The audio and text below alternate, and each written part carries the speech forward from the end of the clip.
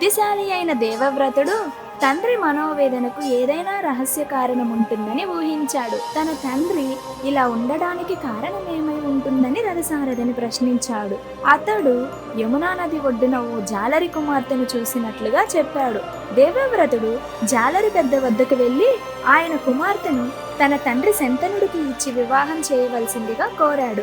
జాలరి పెద్ద కూడా చాలా మర్యాదస్తుడే. అతడు దేవవ్రతుడితో ఇలా అన్నాడు: నా కుమార్తె నిశ్చయంగా రాజుకు భార్య కాదగినదే. అప్పుడామె కుమారుడు రాజు కావద్దా? మీరేమో యువరాజుగా ఉన్నారు. మీ తండ్రి తర్వాత మీరే రాజవుతారు.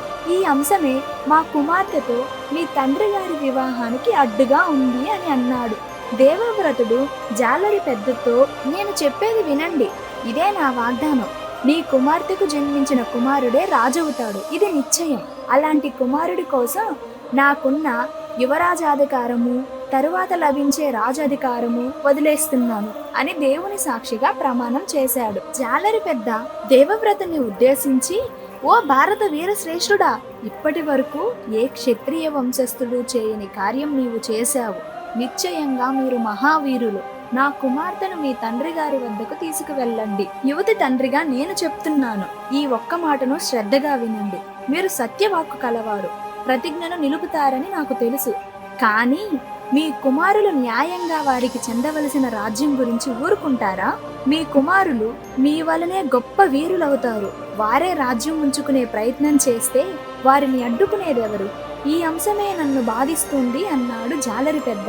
జాలరి పెద్ద మాటల్లో ఇమిడి ఉన్న కఠిన సమస్యలను అవగాహన చేసుకున్నాడు దేవవ్రతుడు. అయినా తండ్రి అభిమతాన్ని గౌరవించదలిచి జాలరి పెద్దతో ఇలా అన్నాడు: ఇదే నా కఠిన ప్రమాణం. నేనసలు వివాహమే చేసుకోను.